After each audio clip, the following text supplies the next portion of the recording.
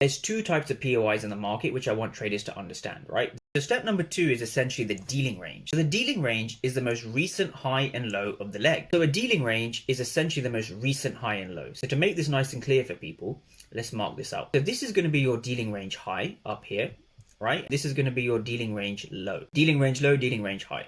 And anything in between is what we call internal structure. And inside of that, we have internal liquidity, we may have external liquidity, and we have fair value gaps, which is something we're going to get onto. But once you have your dealing range, you are simply projecting the Fibonacci tool from the swing high, down to the swing low like this.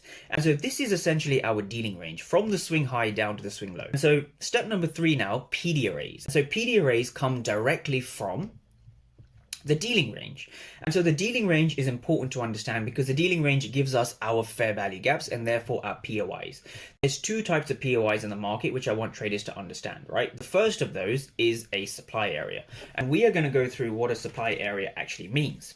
So a supply area is essentially a fair value gap that is above the 50% area, i.e. a premium. So a premium will look something like this. We're above the 50% area and we are looking for fair value gaps above the 50% area. What we can see over here, I'm going to mark this out. This is an inefficiency I'm going to label in blue. So this here in blue is a fair value gap, and it's a valid fair value gap because we are in the premium. Now from here, we have another fair value gap all the way up here. If I move that out of the way, we have another fair value gap that starts at this wick and finishes at this wick. So this is our second fair value gap within the premium itself.